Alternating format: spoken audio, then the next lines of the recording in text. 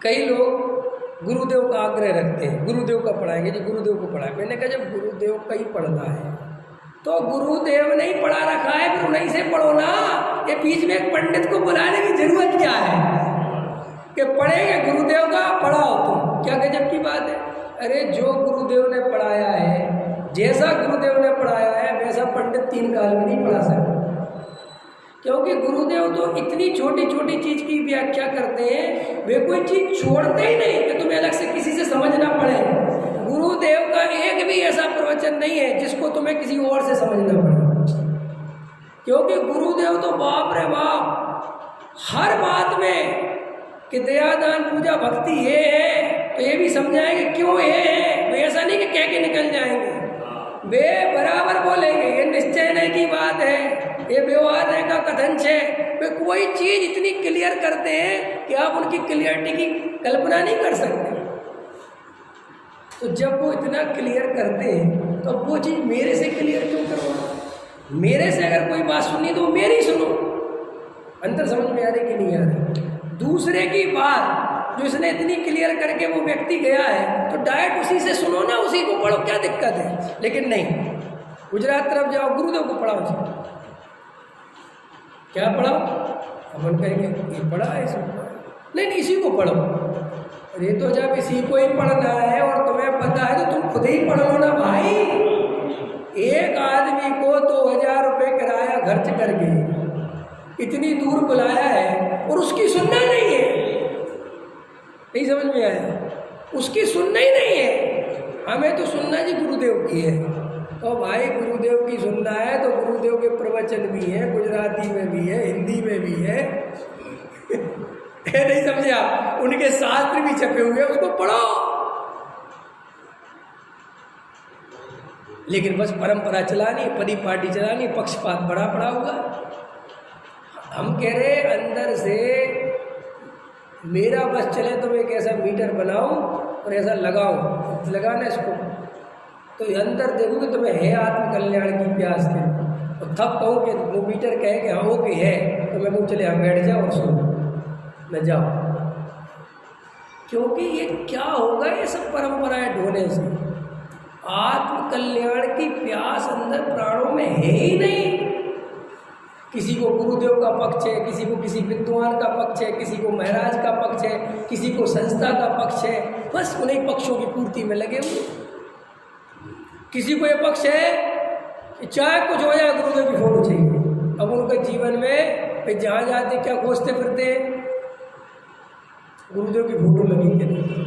अगर उनको गुरुदेव की फोटो नहीं मिल लिखे तो उनका पानी नहीं उतरता गले से।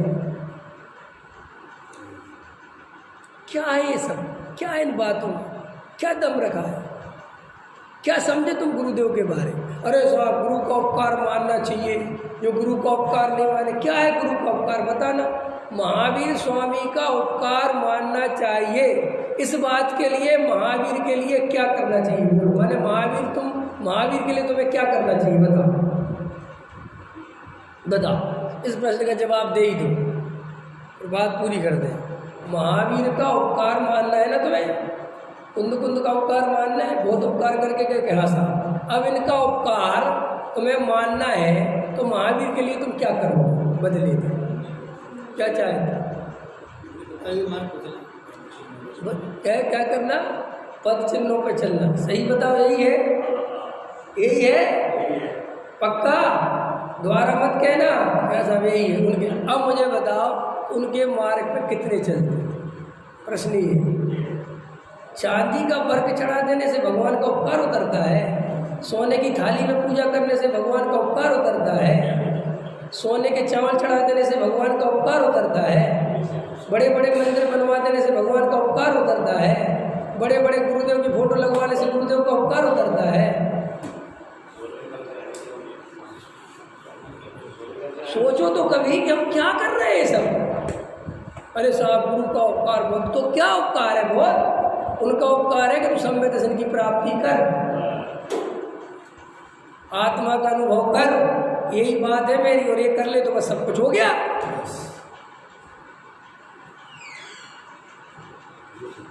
है बाप आपको बेटे को बाप का उपकार उतारना है। क्या कहा मैंने? बेटे को बाप का उपकार उतारना है। बोले पापा मैं आपका उपकार उतारना चाहता हूँ। बोले बहुत अच्छी बात। बोले ला एक गिलास पानी दे दे। बोले छोटी मोटी बातें मत बोला करो, आपके लिए बड़ा काम करके दिखाऊंगा। कि क्या करने वाला है? आपकी फ़ोटो हर चौराहे पे लगवाऊंगा। ठीक है, वो लगवाते रहिए, पहले एक गिलास पानी और रोटी तो दे दे रहे। ये छोटी मोटी बातें फिर करते हो, लेटे रहो शांति से।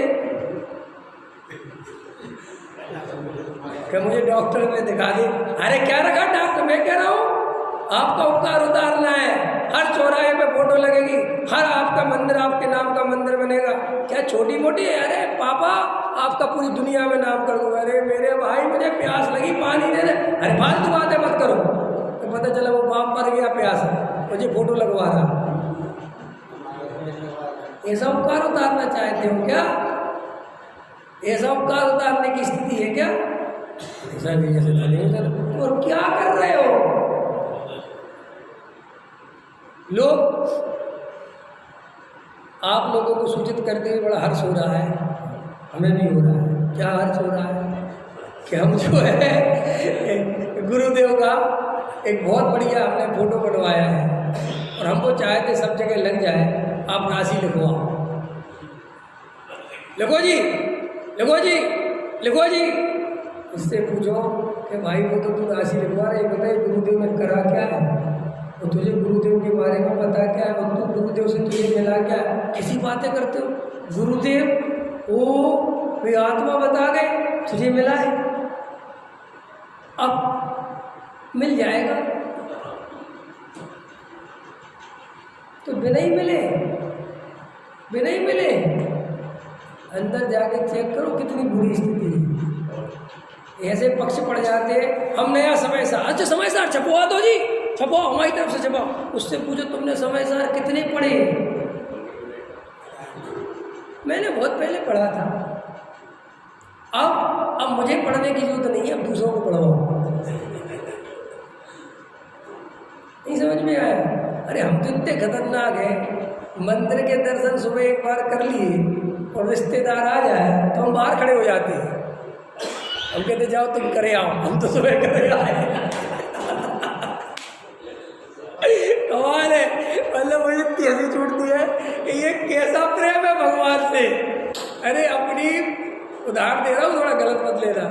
अपन जिस प्रेमिका से प्रेम करते हो और उसे देखने के जितने बहाने मिले, खिड़की पे देखने मिले, दरवाजे पे देखने मिले, बाजार में देखने मिले, पड़ोस में कहीं कहीं हो वहाँ देखने मिले, हर बहाने को खोजता है कि कैसे मिल जाए। तो तुम्हारा भगवान से ऐसा प्रेम है, ऐसी भक्ति है, एक बार सुबह निपटा दिया और दोबारा कोई आ जाए तो कहते तुम जाओ, हमको हुआ है।